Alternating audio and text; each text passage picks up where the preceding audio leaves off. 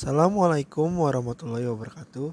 Halo semuanya, kami dari kelompok 11 yang beranggotakan Maira Rizkia Ramadhani dengan NIM 11046295 dan Salsabila Mutiara Alifah dengan NIM 11046290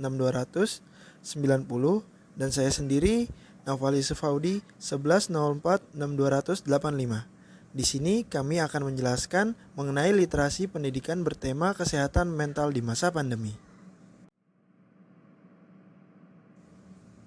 Nah, pertama-tama saya akan menjelaskan mengenai mental illness. Pengertian dari mental illness adalah gangguan kesehatan mental yang istilahnya mengacu pada berbagai kondisi yang memengaruhi pemikiran, perasaan, suasana hati, atau perilaku seseorang. Kondisi ini biasanya terjadi hanya sesekali atau berlangsung dalam waktu yang lama. Mental illness ada sangat banyak jenisnya. Masing-masing jenis memiliki gejala yang berbeda tergantung pada tingkat keparahannya. Nah, jenis-jenis dari gangguan mental sendiri yang pertama, satu, gangguan kecemasan. Gangguan kecemasan adalah salah satu jenis mental illness yang umumnya terjadi. Gangguan ini bisa membuat penderitanya merasa takut atau terancam saat berhadapan dengan suatu objek atau situasi tertentu. Yang kedua ada depresi. Depresi juga merupakan jenis mental illness yang sering terjadi. Depresi diklasifikasikan sebagai gangguan mood yang dapat menyebabkan gejala seperti perasaan sedih, kehilangan atau kemarahan yang berlarut. Yang ketiga ada ADHD atau Activation Deficit atau Hyperactivity Disorder. Adalah jenis mental illness yang paling banyak terjadi pada anak-anak dan bisa berlanjut hingga mereka dewasa. Orang dengan ADHD biasanya cenderung hiperaktif dan memiliki kesulitan dalam mempertahankan fokus pada suatu hal. Untuk selanjutnya ada gangguan makan. Gangguan makan adalah jenis mental illness yang berhubungan dengan konsumsi makanan. Penderitanya bisa mengonsumsi terlalu sedikit atau justru terlalu banyak makanan. Umumnya gangguan ini berkaitan dengan kecemasan penderitanya terkait berat badan dan bentuk tubuh yang dimilikinya. Yang kelima ada gangguan stres pasca trauma. Ini adalah gangguan yang terjadi setelah seseorang mengalami peristiwa traumatis seperti pelecehan, perang, bencana alam, atau kecelakaan yang serius. Gangguan ini bisa membuat penderitanya terus merasa takut dan stres karena terbayang-bayang suatu peristiwa traumatis bahkan jauh setelah peristiwa tersebut berakhir. Dan yang terakhir, yang keenam, skizofrenia adalah jenis mental illness yang terjadi saat penderitanya tidak mampu membedakan kenyataan dan pikirannya sendiri. Gangguan ini biasanya menyebabkan penderitanya mengalami pemikiran yang tidak realistis, halusinasi, dan perubahan perilaku. Nah, setelah mengetahui jenis-jenis dari mental illness, sekarang kita akan masuk pada gejala. Gejala-gejala yang pertama yaitu sedih berkepanjangan, kesulitan untuk berpikir atau berkurangnya kemampuan untuk berkonsentrasi, ketakutan, kekhawatiran atau rasa bersalah yang berlebihan, perubahan suasana hati yang ekstrim, penarikan diri dari lingkungan sosial, lelah yang berkepanjangan, perubahan pola tidur, ketidakmampuan dalam mengatasi masalah sehari-hari, kesulitan memahami situasi atau orang lain, perubahan besar dalam kebiasaan makan, kecanduan alkohol atau obat-obatan terlarang, serta muncul pikiran untuk bunuh diri. Itulah merupakan gejala-gejala dari mental illness. Selanjutnya, kita akan masuk pada faktor-faktor yang mempengaruhi mental illness. Yang pertama ada faktor biologis, seperti gangguan pada sel saraf di otak, riwayat keluarga penderita mental illness, infeksi, gangguan kelenjar tiroid, cacat atau cedera otak, konsumsi alkohol dan penyalahgunaan obat-obatan terlarang, serta gizi yang buruk.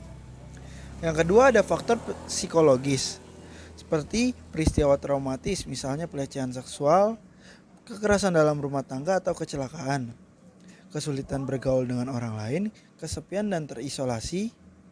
Dan selanjutnya ada faktor lingkungan, kehilangan orang yang dicintai, kehidupan keluarga yang tidak harmonis, pindah ke lingkungan yang baru, stigma atau label negatif yang tidak benar dari masyarakat, serta pandemi atau wabah penyakit seperti COVID-19. Nah, setelah mengetahui gejala, faktor, serta jenisnya, sekarang kita harus mengetahui cara penanganannya. Yang pertama ada terapi perilaku kognitif. Ini adalah jenis psikoterapi yang dilakukan untuk mengubah dan mengembangkan pola pikir dan perilaku pasien yang negatif menjadi lebih positif. Yang kedua ada terapi interpersonal. Psikoterapi interpersonal dilakukan dengan tujuan untuk memperbaiki hubungan dan cara pasien berinteraksi pasien dengan orang lain, misalnya pada pasangan, keluarga, dan sahabatnya. Yang ketiga ada perilaku dialektis. Umumnya terapi ini digunakan untuk pasien dengan gangguan kepribadian yang ambang, tetapi bisa juga digunakan untuk jenis mental illness yang lainnya. Yang keempat adalah obat-obatan. Selain psikoterapi, psikiater juga mungkin akan meresapkan obat-obat untuk pasien mental illness. Itulah penjelasan mengenai cara penanganan mental illness. Nah, selanjutnya adalah cara mendeteksi gejala-gejala yang terlihat pada orang yang memiliki mental illness. Yang pertama, orang tersebut dapat memiliki nafsu makan yang tinggi atau tidak memiliki nafsu makan sama sekali. Yang kedua, orang tersebut terlalu banyak berbicara atau ia menarik diri dari pergaulan dan cenderung menjauh. Yang ketiga, mereka yang memiliki mental illness dapat terjaga sepanjang malam atau tidur terlalu lama. Biasanya mereka masih akan terlihat lelah walaupun sudah tidur dengan cukup. Yang keempat, mereka masih dapat bersosialisasi tetapi kinerja dan fokus mereka menurun. Dan yang terakhir, lebih sensitif dan sangat emosional.